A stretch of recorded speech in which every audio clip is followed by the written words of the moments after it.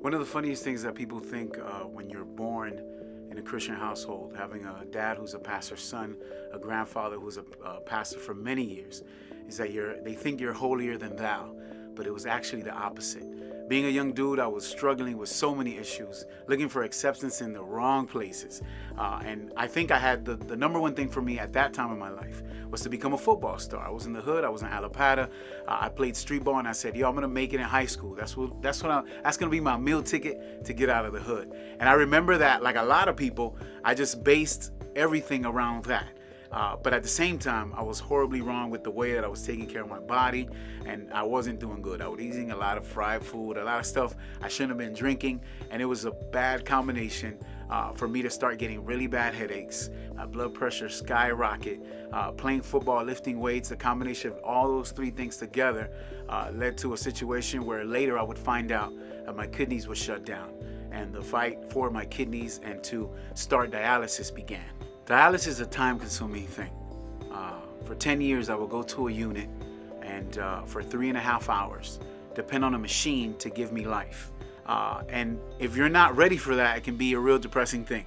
I went years like that and thinking, wow, when am I ever gonna leave this place? And I can't lie, there was a hint of depression there where I really think like, okay, I came from church, my parents are all believers, like why am I still here?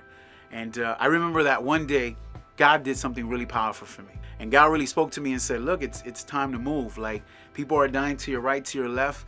I have more for you than just sitting in this chair. At that time, I was still working. I was still doing my thing on the radio.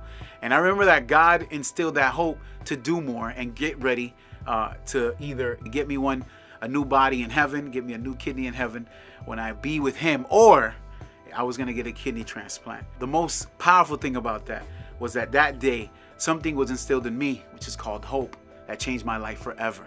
Sitting in dialysis with a newfound hope, things started to change. For 10 years, I was sitting in a chair, just letting my life go by. And sooner than later, God finally gave me a life-changing kidney transplant. Secondly, and even greater than that, for many years I would ask, Lord, when are you going to give me a baby? I just want one child. People had many, I just wanted one, and I'm happy to say that I'm a father. Baby Josiah was born. God has done something tremendous with my life. And lastly, that word hope did something tremendous with me. It made me understand that regardless of my situation, if I was ever going to get a baby or get a kidney, the hope in the Father was the only thing I ever needed to keep moving forward. My name is Manny Garcia, and this is my story.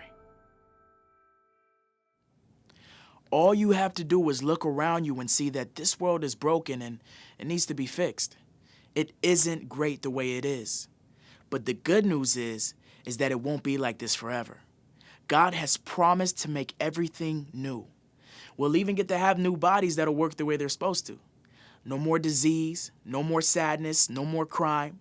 None of the bad things in our lives will exist in the new heaven and a new earth. If you've accepted Christ and you have a relationship with God, you'll be in His presence forever. A relationship with God gives us an assurance of our future. Knowing that He will make everything new should get you excited.